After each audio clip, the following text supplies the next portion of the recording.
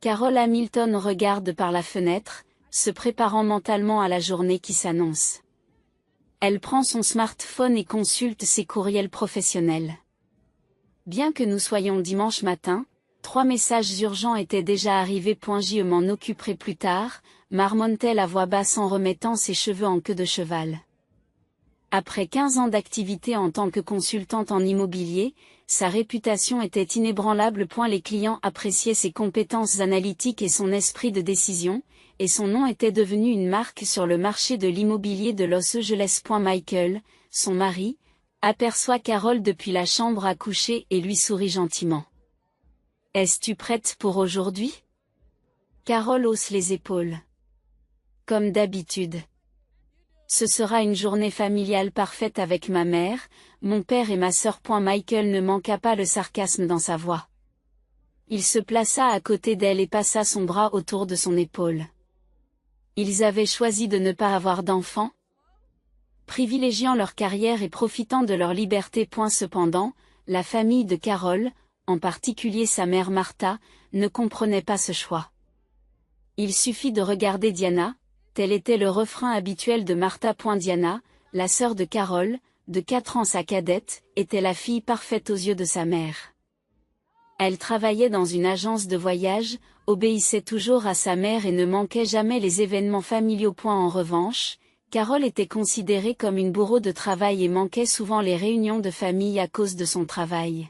« Combien de temps vas-tu rester aujourd'hui ?» demande Michael. Carol répondit honnêtement. « Aussi brièvement que possible. Je serai de retour dans la soirée au plus tard. J'ai une réunion importante demain. » Michael embrassa le front de Carol. « Tu te débrouilleras très bien. Je travaillerai toute la journée mais je devrais être à la maison pour le dîner. » Carol lui rendit un sourire reconnaissant. Michael comprenait la complexité de ses relations familiales, un étrange mélange d'amour et d'obligation. Tout en conduisant, Carol pense à son père, George. Depuis qu'il est à la retraite, il passe son temps à jardiner et à pêcher. C'était un homme doux et tranquille qui restait souvent dans l'ombre de Martha. George était fier de la réussite de Carol, mais ne l'exprimait jamais devant sa femme et sa fille cadette. Lorsque Carol était enfant, son rôle dans la famille était clair. Elle était la personne responsable. Elle veillait sur la jeune Diana lorsque leurs parents étaient occupés à travailler. Elle avait d'excellentes notes à l'école et participait aux tâches ménagères. Ses souhaits et ses rêves personnels étaient toujours secondaires par rapport aux besoins de la famille. En tournant à gauche sur Sunset Boulevard, Carol pénètre dans le quartier huppé où se trouve la maison de son enfance. Il s'agit d'une maison à 2 étages avec un grand jardin et un charme désuet hérité de ses grands-parents. Mais il y a un fait que peu de gens connaissent, légalement, la maison est en copropriété entre Carol et ses parents. Son grand-père s'était sagement arrangé pour que la propriété familiale soit transmise en toute sécurité à la génération suivante. Carol n'y pense que rarement. Dans son esprit, il s'agissait simplement de la maison où ses parents vivaient et s'occupaient de leurs affaires. Elle était satisfaite de sa carrière et de sa vie actuelle. Mais de temps en temps, son sens de la propriété se réveillait. En se garant dans l'allée, Carol respire profondément. Le voyage familial d'aujourd'hui avait été planifié par Martha il y a plusieurs semaines. Pour renforcer les liens familiaux, avait dit Martha. Carol avait intérieurement soupiré mais avait accepté de participer comme promis. Avant qu'elle ne puisse sonner à la porte, des aboiements enthousiastes se firent entendre à l'intérieur de la maison. Au moins une présence accueillante attendait son ami, le Golden Retriever de la famille. Carol sourit légèrement. Peut-être que la journée ne serait pas si mauvaise après tout. Lorsqu'elle toucha la poignée de la porte, celle-ci était déverrouillée. Carol entra et appela. « Je suis là. » Il n'y eut pas de réponse. Au lieu de cela, Buddy sortit du couloir en bondissant et l'accueillit avec enthousiasme. « Maman ? Papa ? » appela encore Carol. En dehors de Buddy qui remuait joyeusement la queue à ses pieds, la maison était étrangement silencieuse. 8h15 Carol consulte sa montre. Elle était arrivée exactement à l'heure de rendez-vous pour le voyage familial, comme promis. Martha avait dit au téléphone que tout le monde se réunirait à 8 heures du matin et prendrait le petit déjeuner avant le départ. Diana, Carol jette un coup d'œil dans le salon. La lumière du matin entrait à flot, illuminant doucement les figurines antiques que Martha chérissait. Mais il n'y avait aucun signe de quelqu'un. Se dirigeant vers la cuisine, elle trouva la cafetière arrêtée avec la moitié d'un pot de café. Il était encore chaud, ce qui indiquait que quelqu'un était venu récemment. Buddy la suivait partout, gémissant de temps en temps pour attirer son attention. « Qu'est-ce qu'il y a, Buddy, sais-tu où tout le monde est allé ?» Carol s'adresse au chien tout en commençant à monter les escaliers. La porte de la chambre de ses parents était ouverte. Le lit était bien fait, mais le maquillage de Martha était éparpillé sur la table de toilette, un spectacle inhabituel pour sa mère habituellement méticuleuse. Et la chambre d'amis adjacente, celle de Diana, était également vide. Carol commence à se sentir mal à l'aise. Y avait-il eu une urgence? Et si c'était le cas, pourquoi personne ne l'avait-elle contactée?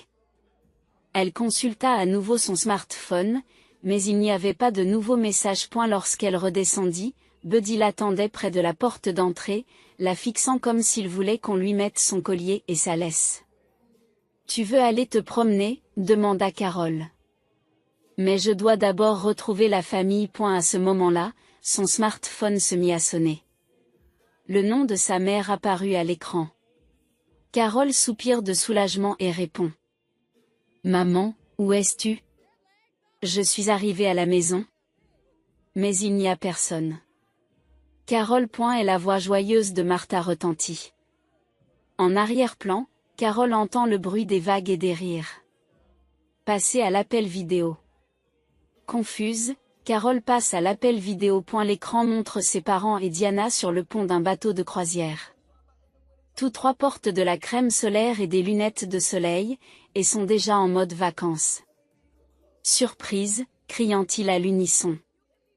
Carol reste sans voix. Elle sentit son expression changer rapidement, passant de la confusion à la compréhension, puis à la colère. « Qu'est-ce qui se passe ?» demande-t-elle doucement, mais avec une colère évidente dans la voix. « Nous partons en croisière. » dit Martha avec enthousiasme. 2 semaines dans les Caraïbes. Diana a trouvé une réduction spéciale.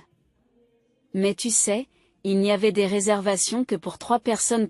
Puisque tu as dit que tu étais occupé avec ton travail, George a ajouté. En jetant un léger coup d'œil à sa femme. Nous ne voulions pas vous déranger. Carol essaie de comprendre leurs paroles. Vous avez donc décidé de partir sans me prévenir? Mais qui m'a appelé pour un voyage en famille? Oh, à ce propos, dit Martha, l'air légèrement mal à l'aise.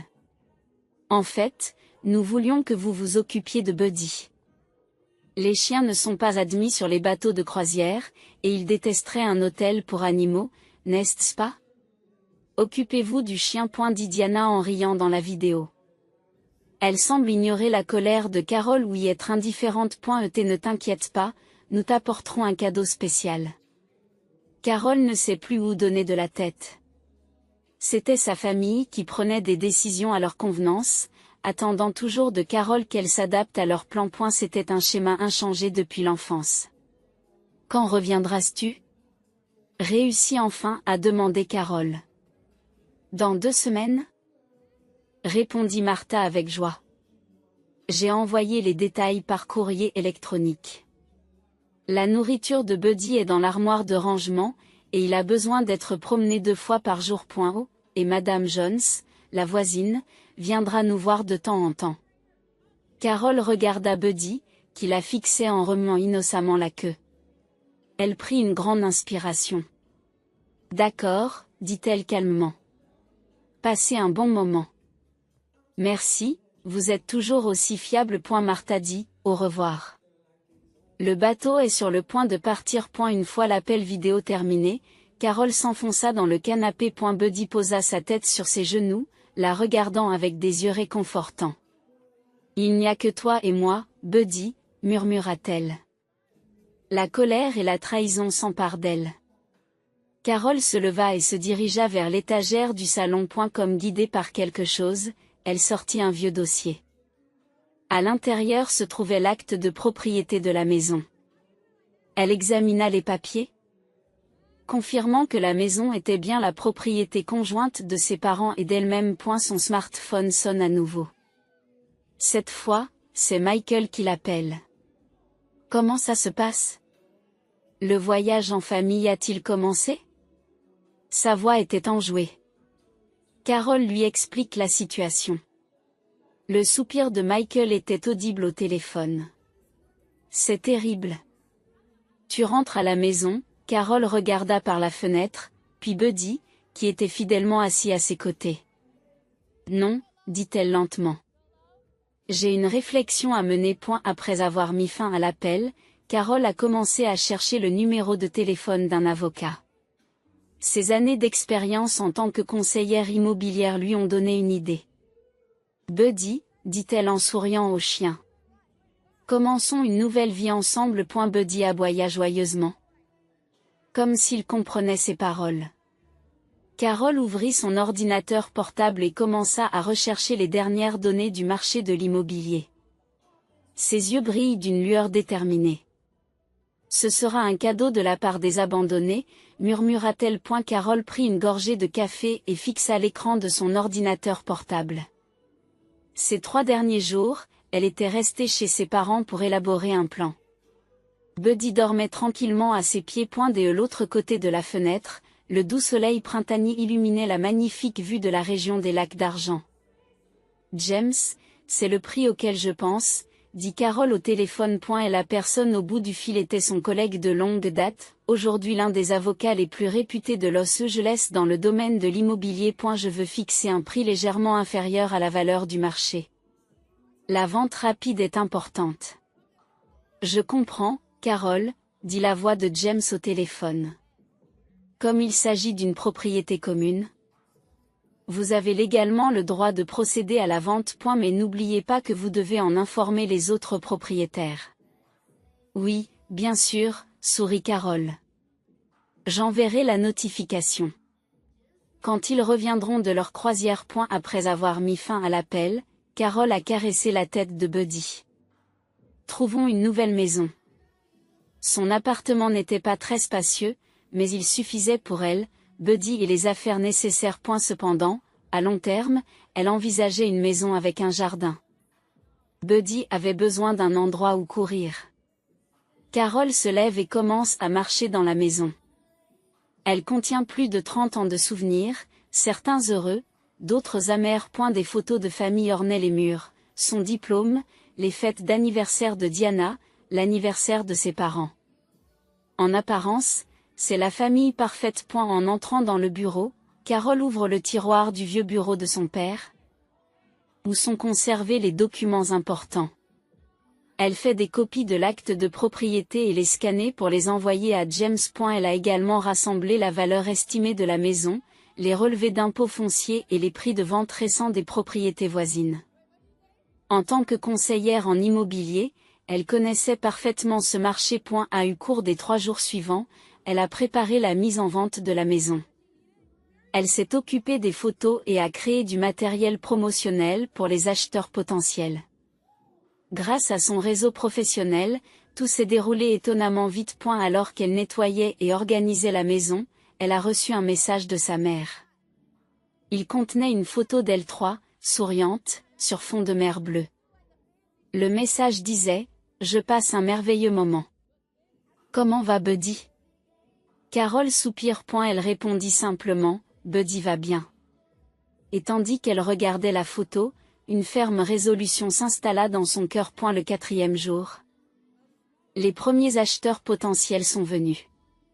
Il s'agit de la famille Wilson, un mari et une femme avec 2 enfants de 10 et 8 ans. Ils semblent attirés par l'espace et l'atmosphère de la maison, en particulier par l'arrière-cour et le salon avec sa cheminée. C'est parfait pour cette famille, a dit Carol à Buddy après leur départ. Les 2 enfants joueront avec vous. Le soir même, elle reçoit une offre de la famille Wilson. Elle était légèrement supérieure au prix qu'elle avait demandé. Ils aimaient la maison et avaient proposé des conditions avantageuses plus tôt que prévu pour éviter la concurrence. Carol a accepté l'offre et a demandé à James de préparer le contrat de vente. C'était remarquablement rapide, dit-elle en s'asseyant sur le canapé avec Buddy. Mais je pense que c'est la meilleure chose à faire. Le lendemain, Carol commence à trier les souvenirs de la maison. Elle a mis dans des cartons ses objets personnels, ses photos d'enfance et ses souvenirs.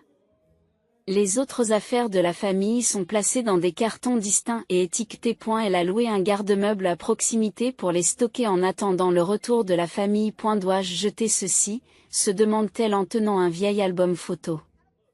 Il contenait des photos d'elle et de Diana lorsqu'elles étaient enfants, de rares moments où elles semblaient s'entendre. Après une brève hésitation, elle le place dans sa propre boîte. À l'approche de la date de clôture, Carol se prépara à vivre avec Buddy dans son appartement. Elle a confirmé que les animaux étaient acceptés et a acheté un lit et de la vaisselle pour Buddy. Martha envoya des photos et des messages presque tous les jours. Bientôt à la maison. J'ai hâte de rentrer à la maison. Carol les allume et n'y a pas répondu. Elle se concentre sur la procédure de vente. La veille de la clôture, les derniers documents ont été remplis. Carol a signé au bureau de James et s'est arrangée pour remettre les clés à la famille Wilson. Elle était calme, mais des émotions complexes tourbillonnaient en elle.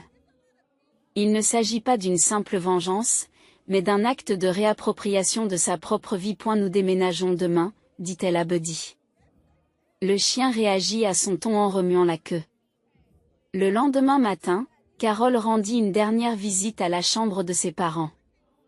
Elle dépose une petite carte sur l'oreiller. On pouvait y lire « Un cadeau de la part de ceux qui ont été abandonnés ». Son téléphone sonne.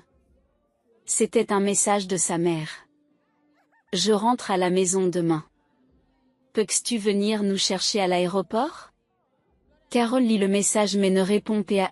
A eu lieu de cela.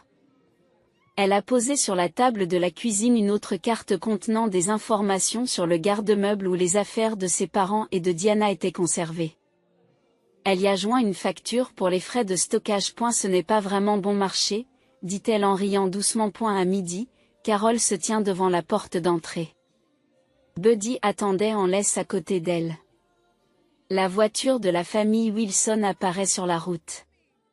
Ils étaient venus recevoir les clés de leur nouvelle maison. Madame Hamilton, merci beaucoup, dit Madame Wilson en souriant. Son mari attendait dans la voiture avec leurs 2 enfants. Cette maison sera le lieu de notre nouveau départ. C'est pour une famille merveilleuse, sourit Carol en lui remettant les clés. S'il vous plaît, prenez-en bien soin. Bien sûr. Promet Madame Wilson. Elle a regardé la maison et le jardin. C'est l'endroit idéal pour que nos enfants grandissent. Carol se dirigea vers sa voiture avec Buddy. Elle regarda une dernière fois la maison. Il y avait du sentimentalisme, mais pas de regret. Eh bien, Buddy, dit-elle. Notre nouvelle vie commence maintenant. En montant dans la voiture, Carol respire profondément. Elle vérifie le dossier contenant les documents de transfert de propriété, le contrat de stockage et toutes les preuves de son plan. Tout est en ordre. Elle démarre le moteur et s'en va. Dans le rétroviseur, elle voit la famille Wilson entrer dans la maison. Leurs enfants couraient partout avec enthousiasme. Une nouvelle famille commençait à se créer de nouveaux souvenirs. Arrivée à son appartement, Carol emporte les affaires de Buddy et ses propres affaires. Son appartement est confortable, mais propre. Lumineux et assez grand pour Buddy. La fenêtre offre une vue sur le centre-ville de Los Angeles. Notre château, Buddy, dit-elle. Du moins pour l'instant. Ce soir-là, elle dîne avec Michael. Elle lui raconte tout ce qui s'est passé. Il est surpris, mais comprend et soutient son action. J'aimerais voir leur réaction à leur retour, dit Michael en riant. Carol sourit. Je ne veux pas la voir. Mais je peux l'imaginer. Cette nuit-là, Carole s'est couchée avec Buddy et a ressenti une paix qu'elle n'avait pas connue depuis longtemps. Après leur croisière de 2 semaines dans les Caraïbes, un taxi transportant Martha, George et Diana entra dans le quartier résidentiel tranquille de Silver Lake. Leurs visages sont bronzés et détendus. Leurs valises sont pleines de souvenirs. C'étaient des vacances merveilleuses, soupire Martha. Merci pour tes relations. Diana. Diana sourit fièrement. C'est l'avantage de travailler dans une agence de voyage. Mais je me sens un peu mal pour Carole. Elle comprendra, dit Martha d'un geste de la main. D'ailleurs, nous lui avons acheté ce souvenir spécial. Oui, dit George en regardant par la fenêtre. Mais je suis un peu inquiet de ne pas avoir de nouvelles d'elle. Elle est occupée, comme d'habitude, dit Martha en haussant les épaules. Elle doit avoir les mains pleines pour s'occuper de Buddy. Le taxi s'arrête lentement devant la maison. George le remarqua le premier. Le jardin a l'air différent, murmura-t-il. Les plantes du jardin, toujours parfaitement entretenues, avaient quelque peu changé. Des nouvelles fleurs ont été plantées et quelques vieux arbustes ont été enlevés. Je me demande si Carole a fait quelque chose, dit Martha en fronçant les sourcils. Ils descendent tous les trois du taxi et récupèrent leurs bagages. Après avoir payé le chauffeur, ils se dirigèrent vers la porte d'entrée. George sortit sa clé de sa poche et l'inséra dans la porte. C'est étrange, dit-il en remarquant que la clé ne tournait pas. Elle n'a pas l'air de rentrer. Tu es juste fatigué, dit Martha. Laisse-moi essayer. Mais Martha se heurte au même résultat. La clé ne tourne pas. La serrure a été changée, demande Diana, perplexe. George appuie sur la sonnette. Au bout d'un moment, la porte s'ouvre. Ce n'est ni Buddy ni Carole qui les accueille, mais une inconnue, une femme. Derrière elle, 2 enfants curieux jetaient un coup d'œil.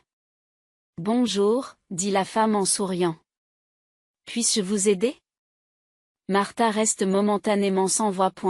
C'est notre maison. L'expression de la femme change.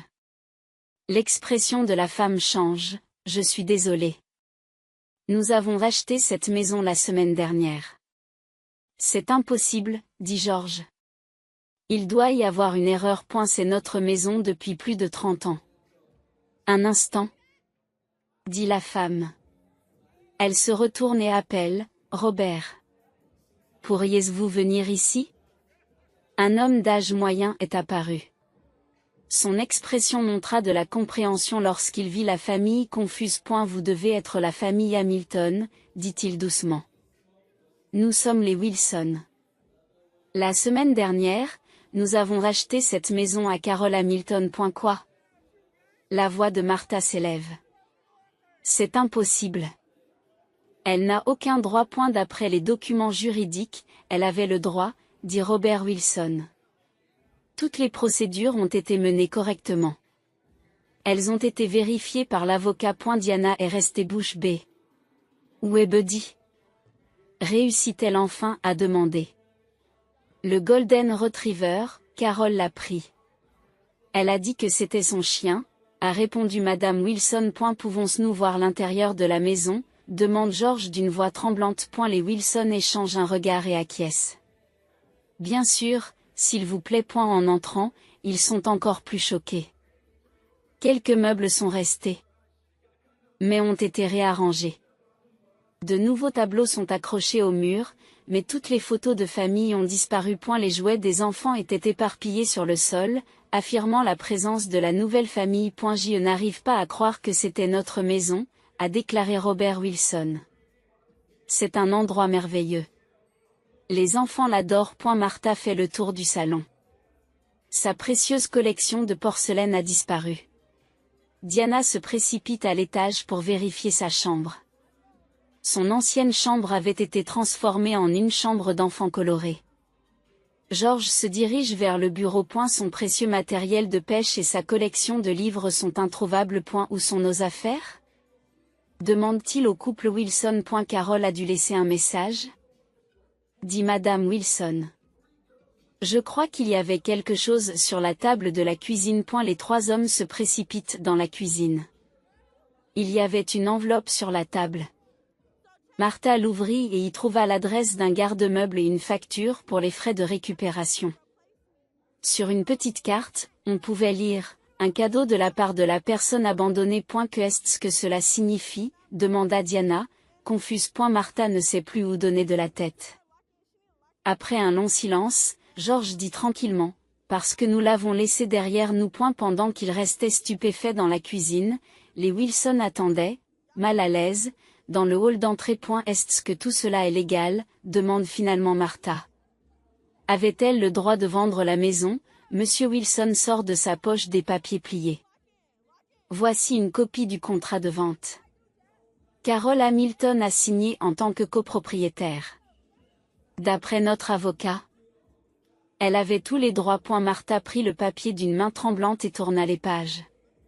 Son visage pâlit. George, cette maison n'était pas seulement la nôtre. Le nom de Carol est le testament de mon père, soupire George. Et elle a demandé que le nom de Carol soit ajouté. Parce qu'elle était l'enfant le plus responsable. Les trois se réunirent à nouveau dans le salon. Martha se dirigea vers la chambre principale. Une autre carte message y avait été laissée. Retrouvez-moi au bureau de l'avocat demain à 11h. L'adresse est jointe. Que devons-nous faire, demande Diana, les yeux pleins de larmes. Nos biens? Où allons-nous vivre? Nous allons devoir trouver un hôtel pour l'instant, dit George. Il a l'air épuisé. Demain, nous rencontrerons Carol et nous discuterons. Le couple Wilson leur offre de l'eau et des chaises. S'il y a quoi que ce soit que nous puissions faire, ont-ils dit. Alors que les trois personnes étaient assises dans le salon. Le smartphone de Diana a sonné. Elle l'a décroché et a regardé l'écran. C'est un message de Carol. Martha et George se tournent vers elle.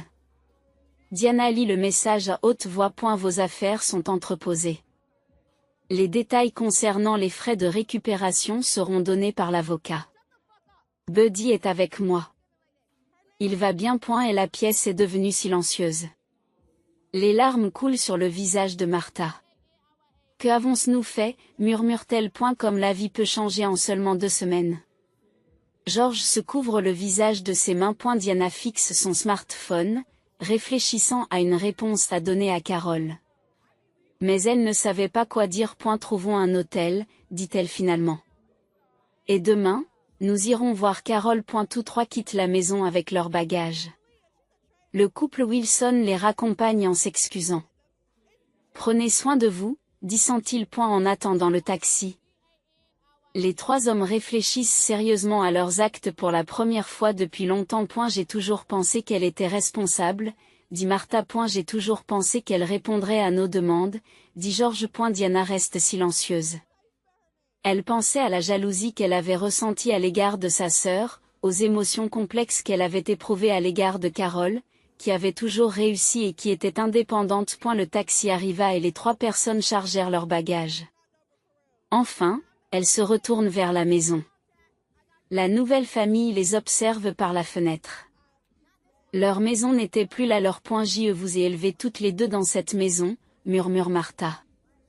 Diana pose la main sur l'épaule de sa mère. Nous trouverons une solution demain. Tandis que le taxi s'éloigne, les trois femmes regardent la maison par la fenêtre. Pour la première fois, elles commencèrent à voir les choses du point de vue de Carol, toujours attendue, toujours utilisée. Et finalement laissée pour compte. Elle nous a donné une leçon, dit finalement George. Et c'est une leçon douloureuse. Martha sort son smartphone de son sac à main. Elle chercha le numéro de Carol, essayant d'envoyer un message. Mais elle ne trouvait pas les mots. Aucune excuse ne pouvait défaire ce qu'elles avaient fait. Le taxi se dirigea vers le centre-ville. Derrière eux, la maison qui n'était plus la leur devenait plus petite. Était devant eux, un avenir incertain. Viens, mon pote. Appela Carol dans le grand jardin. Une année s'est écoulée et le Golden Retriever a un peu vieilli, mais il est toujours aussi énergique. Il s'approcha en bondissant pour prendre une balle dans la main de Carol. Et la nouvelle maison de Carol se trouve à l'ouest de la ville, avec un petit jardin charmant et un bureau à domicile pratique pour le travail à distance. Elle avait récemment créé sa propre société de conseil en immobilier et venait d'embaucher son premier employé. Le petit déjeuner a été préparé sur la terrasse. Michael est sorti avec du café. Leur relation s'était approfondie au cours de l'année écoulée et il passait souvent les week-ends chez Carol. Tu les rencontres aujourd'hui ? Demanda-t-il à voix basse. Carol fit un léger signe de tête. Déjeuner. Dans un café du centre-ville. Les relations avec sa famille restaient compliquées. Depuis ce jour, ils avaient appris beaucoup de choses. Ses parents et Diana finirent par s'installer dans un petit appartement à West Hollywood. Avec une partie de l'argent que Carol leur avait envoyé à la suite de la vente de la maison, ils ont réussi à commencer une nouvelle vie. Martha a trouvé un emploi à temps partiel dans un magasin de fleurs local. George a commencé à donner des cours de jardinage dans un collège communautaire. Diana continue à travailler à l'agence de voyage, mais sans les avantages prestigieux qu'elle avait auparavant. Les premiers mois ont été marqués par des échanges amers. Mais peu à peu, le dialogue s'instaure. Martha est la première à envoyer à Carol un message d'excuse. « Je t'ai prise pour acquise. C'était une erreur. » La réparation de leur relation progresse lentement. Mais Carol n'a pas complètement coupé les ponts. Elle a posé des limites et des frontières. « Ma vie m'appartient. Je ne la sacrifierai pas pour votre confort, » dit-elle clairement. Le déjeuner d'aujourd'hui sera la 3e fois que les 4 s'assoient à la même table. Tu es nerveux ? demanda Michael. Pas autant qu'avant ? Répondit Carol. Je vois qu'ils apprennent. Elle passa en revue l'arrière-cour. Buddy était allongé au soleil, satisfait. Son smartphone sonna, l'avertissant d'un message de la famille Wilson. Ils envoient de temps en temps des photos de la maison.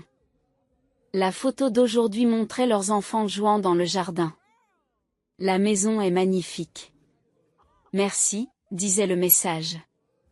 Carol sourit. D'une manière inattendue, elle avait trouvé la paix. Sa décision s'est révélée libératrice, elle lui a donné l'occasion de commencer sa vraie vie. C'était un voyage au cours duquel elle apprenait à suivre ses propres choix et à donner la priorité à son propre bonheur. Je suis prête à partir, dit-elle à Michael.